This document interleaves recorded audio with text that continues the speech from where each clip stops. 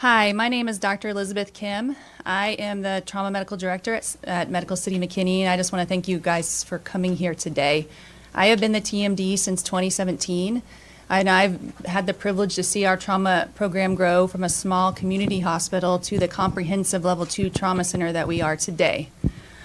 We work closely with EMS. Okay, I was actually out at Allen EMS not too long ago, and we work with our first responders just so that we can provide the best care for our patients. We were immediately notified about the event by Allen, and we began mobilizing. I was actually at a wedding for one of our trauma nurse practitioners when this occurred. I was at the reception, and once I heard, I immediately left her reception to come here. So on my way, I spoke to the CMO, Dr. Julka, and we began continuing to coordinate care for our patients. So, while I was driving in, it was about a 20-minute drive. I was mobilizing the operating room. We had already mobilized all my partners. We actually had 5 trauma surgeons that responded in that very short period of time. We got multiple anesthesiologists. We began mobilizing blood, and I did all of that in those 20 minutes while I was driving in. Once I arrived, I could really see that the training and the drills that we had done in our trauma center just to provide good care for our patients was very apparent. We were able to effectively take care of, 7 sick patients almost simultaneously and provide excellent care to all of them. As the TMD, when I first walked in the ER door, I walked down the hallways to, see what patients that we had. I evaluated the majority of the patients, including Mr. Walker here. I ensured that we had the appropriate services for all of our patients. As more of my trauma partners began arriving, I directed them to go help, in the OR or in the ER, and just so that we can continuously provide care for our patients. Now I'm going to talk a little bit about your injuries, okay, Mr. Walker? So, the first time we met, like I said, was in the emergency room, and your smile, you had a smile there that I saw when I came in that room, and it really was one of the bright parts of that day. I just want to let you know, okay? You were calm, and, you were an inspiration for me.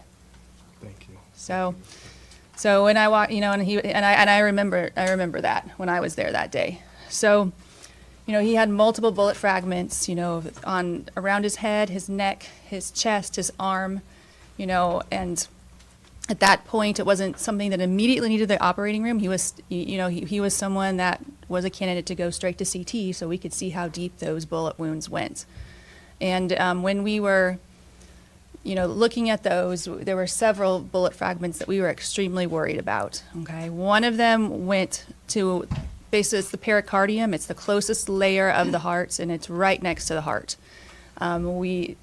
On the CAT scan, it looked like his heart was okay, and it wasn't something that needed emergent surgery. And we actually had our thoracic surgeon, take a look at your imaging as well that day. But we ended up doing an echocardiogram to ensure that, you didn't have any fluid that was starting to build up. The other bullet fragments that we were extremely worried about were the ones in your shoulder. You had bullet fragments below your clavicle bone, and that's where some of the main blood vessels go to the arm, and, they can cause significant bleeding and injury. And so the vascular surgeons were helping us as well. They were there that day, and they evaluated your imaging as well. And luckily, your artery looked fine. Because of the damage surrounding the vein, we were very worried about you developing blood clots, and so that's why we've had you, on medication to help prevent that. So, he had multiple surgeries while he was with us. The extent of soft tissue damage that he had was pretty extreme. We had to clean those out. Eventually, we were able to close those wounds back up. And, he's doing much better than he first arrived, but he still has a long road to go for a recovery. He's been seen by our rehab doctors. He's working with the therapists as, they improve mobility in your arm. And so the last thing I kind of wanted to say was that, I am so proud of my trauma center. I've worked with our teams and our nurses and, our administration just to provide excellent care for our patients. And it was really apparent that day that everyone's hard work, with everyone's hard work, we were able to provide excellent care to our trauma patients. And, we always want to keep our patients near their local communities. It's, in my opinion, it's better for patients, it's better for families, and I'm so glad that we are here in McKinney and that we're able to provide that care. Cassidy. Thanks. I'm Cassidy Summers, Chief Nursing Officer. I've served here for the last 7 years. On May 6th, in a matter of minutes, our community was shaken and lives were changed forever. In a matter of minutes, could have altered the course of my life. My family and I had just gotten home from the Allen Mall when I received the notification that there was a shooting there. And after the fact, I learned that we had walked the exact same path that the shooter had gone less than an hour before. I came directly to Medical City McKinney, where we immediately stood up the command center. This allowed us to coordinate staffing, decompress the emergency department, manage family and visitors, deploy appropriate supplies and resources so that our staff could focus on the high quality of care that our patients needed at the time. As a Level 2 trauma center, Medical City McKinney is prepared to receive critically injured trauma patients. And within a matter of minutes, Mr. Walker was the first of 7 critically injured patients that we received in our emergency department. In addition to our caregivers on duty that day, we had over 100 nurses, surgeons, physicians, leaders, and support staff from Medical City McKinney and across Medical City Healthcare who stopped what they were doing on a Saturday afternoon within a matter of minutes and responded to this crisis. Every person responded with speed, skill, and a tremendous amount of compassion for the patients, their families, and for one another.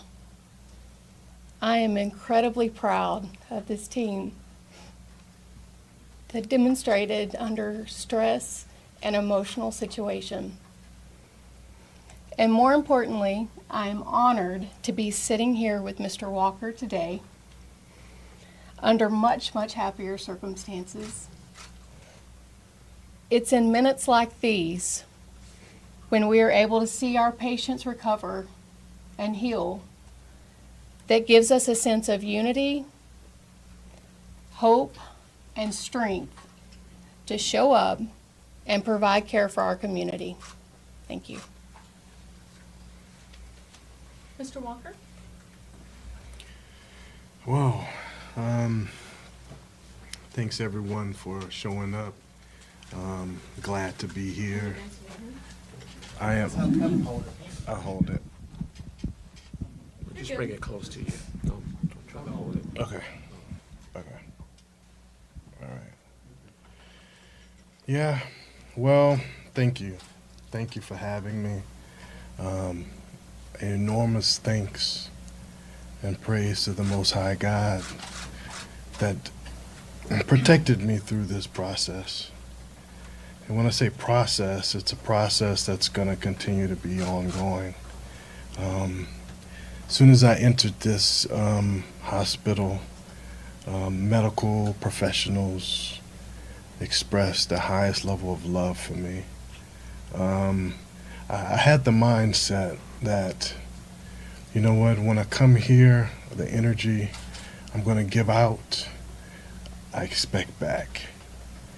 So I continued glorifying my Lord. I continued thanking people in advance for using their expertise to repair my body, my spirit, my hope. And, you know, that mindset, I think, got me through. Met some incredible people along the way. Too many names to express, and my memory's not that good. But from the technician to the person cleaning the hospital to the doctor, nursing lead,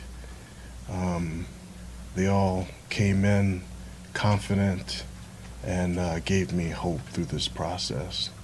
And hopefully I can keep in touch with a few of them to continuously give me hope through the process. I think this event was just evidence of evil not winning, you know.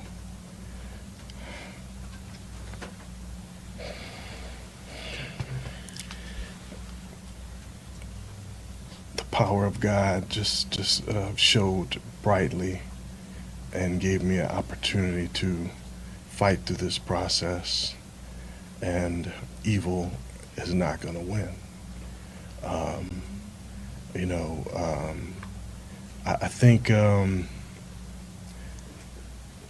my faith is strong, as most people have evidenced that in this in the hospital.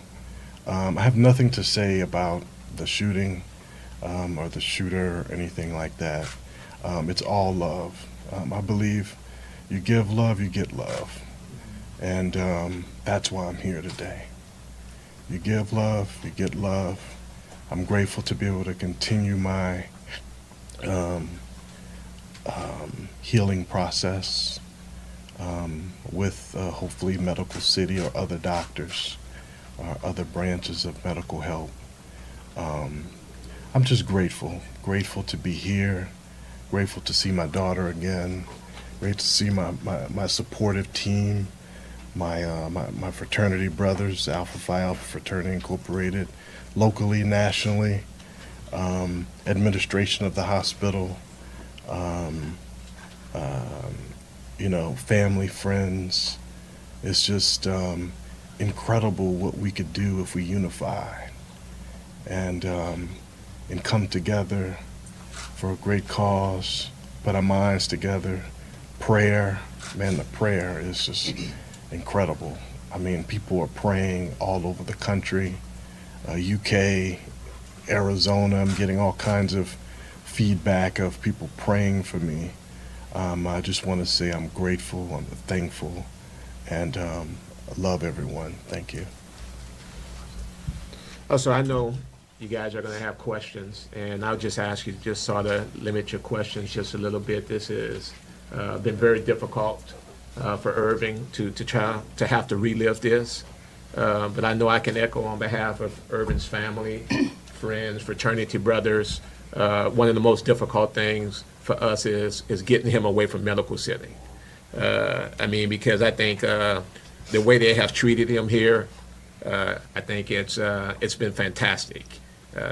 He calls you guys his dream team, and I think that means a lot to Irving.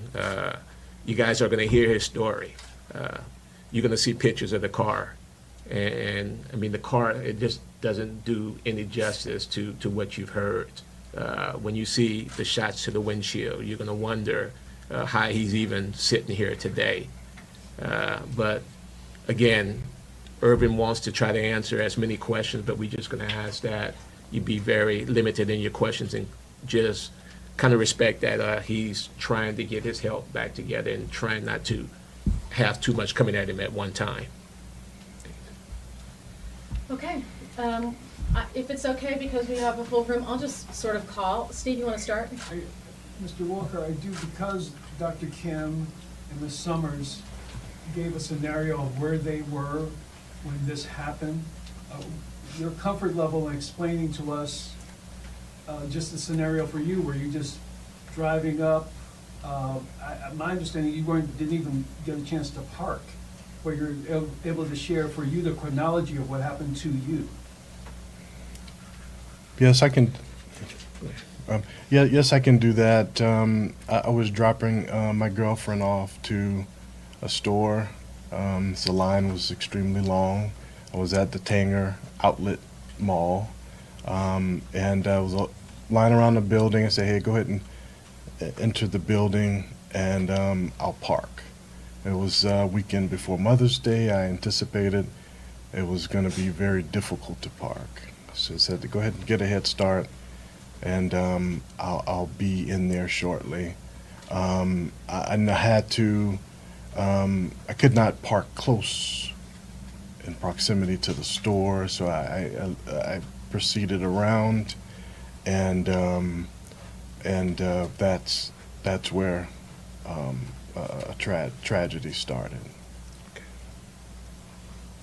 Yourself, Mr. Walker, I'm glad that you're here praying for you and the others as they continue to recover. Thank you. And kudos to all of you. Appreciate all your hard work. In your comfort level, if you feel comfortable answering this, in regards to the security guard, Christian McCord, who died at Heathrow, did you have interaction with him, and would you feel comfortable just talking about the interaction? Okay. Just very briefly, you can. Well, after I had already been impacted by the shooter, and I'd already exited my vehicle and seeking for help, because I knew I couldn't drive to the emergency room. I wasn't too familiar with the area, so my mindset was to let me get out and seek help, right? I knew I was bleeding profusely, so I got out my vehicle, and I saw what looked like a security officer approaching on his Sedgwick, and I ran towards that way. So that was our initial meeting. He came to me. He appeared that I don't know how much detail I should give, but that was our interaction. You know, and he proceeded to tell me to have a seat, because I was walking and running. I was running, and then I started jogging, then I started walking fast because I knew the urgency of my matter, to a seat, right? And he was behind me, and I don't have much to say after that. The tragedy occurred. Next question. Yes. It's been beautiful hearing you discuss your strong faith. If you're comfortable with it, could you tell us about the way that you prayed while you were at the mall, if you're open to that? Yes, I do remember. I know that in this, never been shot before, so it was in, I guess, what most people would call shock at the moment. But anytime I'm in trouble, I call on the Lord, because I knew God was the only way I'd get out of that. And it wouldn't be a person per se. It would be, you know, God that would bring me through that process. So I just began to praise Him and be thankful, glorify Him as the Most High. And most people that know me, I might just start praying out of the whim. I may just start giving Him glory in the most unforeseen times. So people that know me, it's just something I do. So to answer your question, I'm always praying, but I just exalted Him as the Most High during that time and asked Him for His protection. And that's it. Next question back there. Mr. Walker, appreciate you making time. And good advice for all of us, always be praying. I'm curious, as you sat there wounded and praying, when did you know for certain that you were going to be okay? I would have to say this. First off, I didn't see the shooter. So, when did I know it was going to be okay? Let me think about that. If it's okay, may I just redirect this just a little bit? Mr. Walker still has a way to go in his recovery, so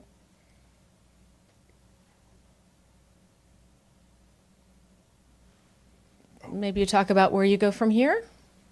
Yes. You want me to? Maybe we don't know yet where you're going from here.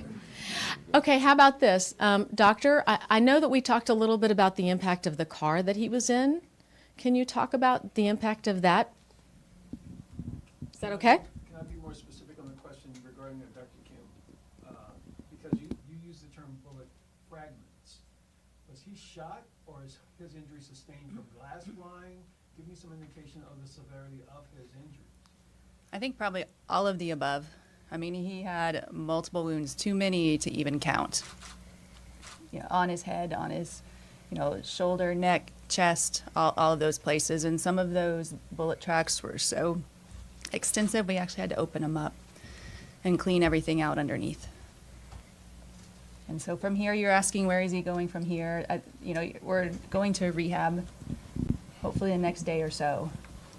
Just, because he's still in the early process of healing. He still has wounds that have nowhere close to being fully healed. Then he's going to have to work on, we worry about contractures, range of motion in his shoulder, the muscle and the skin and the soft tissue damage that he sustained. So he's, like I said, got a lot of, he's doing great. I'm so proud of how you're doing right now. But, we're still in the beginning process of healing from this injury. And just to further answer his question that he had when Irvin knew he was going to be okay, I mean, one of the things that Irvin said when he saw his family, his daughter, all his fraternity brothers, everybody that was here pulling for him, supporting him, and knowing, that he was in good hands, he really felt comfortable knowing that he was going to be able to make his way through this. He didn't have an option in this. His friends, college friends who's been around him for years, were always around him, pushing him, didn't give him an opportunity to really think about what actually happened. So I think with all of that happening, it gave Irvin the comfort because he knew we weren't going to come here and they weren't going to come here and allow him not to get better. Yes, ma'am. I have a question for Ms. Summers and also Dr. Kim, if you would like to answer it. When you're both trained to handle trauma, this was close, especially the fact that you had been at the mall with your family 30 minutes an hour beforehand. Throughout that day and in the time afterwards, how have you balanced that putting one foot in front of the other and doing your job with the fact that it was so close to home and so inside your own community? I mean, for me, living in the present moment and making sure that I'm present and available to support the staff and give them what they need so that they can give the care for our patients is really what my focus and priority was. Of course, I think about it and, try to process that, but we have resources within our company that has helped with mental health, as well as we have a behavioral health unit here with trained professionals that were available immediately for our staff, for our leadership team, for our physicians. So that has really helped us all to process this. Yes, sir. Yes. Some of you will be seeing a 2-minute break right here on Live Now from Fox as we listen to the survivor and his doctors talk about the amazing, amazing survival of this shooting. The general public doesn't really understand what damage can be caused by a rifle bullet. Would you just be able to briefly describe sort of the types of devastation that y'all saw after Saturday? Sure. I'm a trauma surgeon. I have been a trauma surgeon since I finished residency at UT Southwestern at Parklands at 2010. So I was there from 2005 to 2010, and at that time we were one of the busiest trauma programs in the country for my training. And so I've seen a lot of traumatic injuries, and with the extent of damage and soft tissue damage that I saw on my patients in general was extreme. Doctor, could Mr. Walker have died? Yeah, like I said earlier, the bullet was about this close to his heart and to his subclavian artery. If either of those fragments had gotten any deeper, he may not be here. He could not have possibly not been here today. And for the second question, y'all mentioned 7 patients. Did any patients that y'all received end up dying? And do you think that if you had gotten those patients sooner, could they have been saved? So, we had multiple providers there when all of those patients arrived. They did not come in all at the same time. So there was some, and, we had enough providers to take care of everyone as soon as they came in. I can't go into much detail about, those two patients that you're talking about, but we did have two patients that did not survive, but. I have one question. Can you tell me what's it like having your family, your friends beside you as you recover? It's an incredible feeling, right? The ideal feeling is to have everyone that's loving around you. It's kind of like a wedding or a large celebration. And it's like, gosh, these people I haven't seen in years are coming around and embracing me with continuous love. And it's unimaginable. I never imagined that I would have to experience this, but also didn't imagine that many people love me. So it's just an incredible feeling. It's hard to describe. Yes, ma'am. Hi, my name is Aisha Chakra, Thank you so much for speaking to us today. Can you tell us a little bit about your life prior to the incident?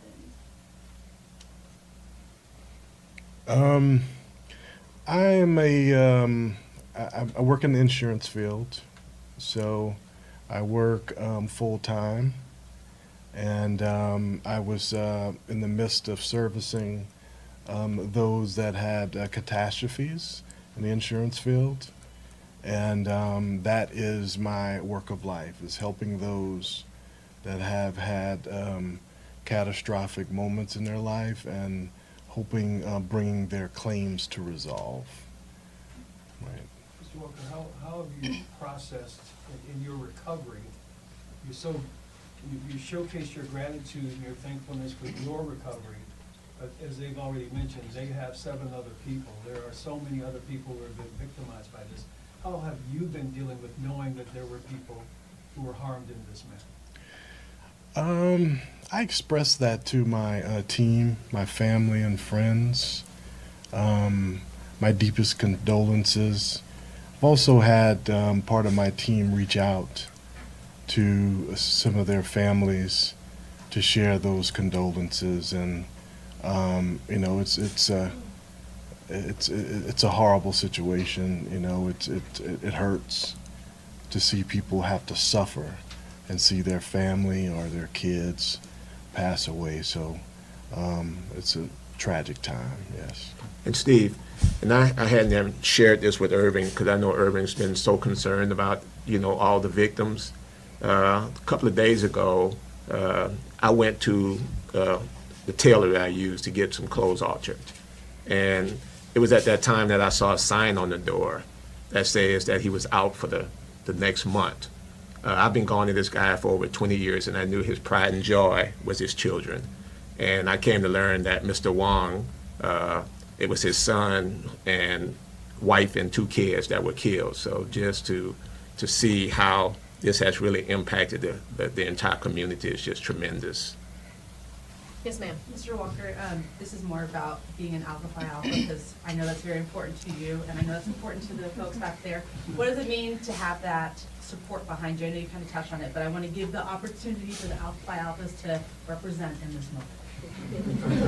Well, it's one of those things, there's a word that we use, a lot of us when we're going through membership intake process, and it's the word heavy, And heavy it describes adversity. It describes a time that most people regret in their lives. And these guys make sure that I'm not heavy. They absorb the burden off of me just to take care of my family or all my worries, and they make sure I'm not heavy. So I'm grateful to the brothers, all fraternities, all sororities. It doesn't matter ethnic background, it doesn't matter. I've been getting love from everywhere, but I am grateful to my brothers, yes. And just to mention this, his fraternity brothers that are supporting him, I would just ask his Alpha brothers to stand up, who are here supporting him. They're all in the back, so he has a large contingent of fraternity brothers that are here with him. One more question over here. Dr. Kim, you talked about your team being prepared for this, and we're dealing with more mass shootings in this country, and now this one hits close to home. What type of things did you guys do to prepare, and is anything changing as these things become more frequent? As far as what doctors do, because through your training, I don't know how many of these doctors have gone through these type of injuries before. So what type of training do you do? Will anything more happen from this? So, we had the Collin County potential MCI that happened, just right before that, and we actually responded because we thought that was a real situation. So we had gone through the entire response just right before this happened, and we have a written out response and how we're supposed to manage those. And so that definitely helped our team, in this instance. But we continue to do that. We have a Stop the Bleed coming up. We do a lot of community training with that, and treating all of our patients. We go down the emergency room. We do drills just with patients coming in. We have disaster relief organization here at the hospital, a committee, and so we always kind of go through all of these things in that committee, and that's where all of our training comes from.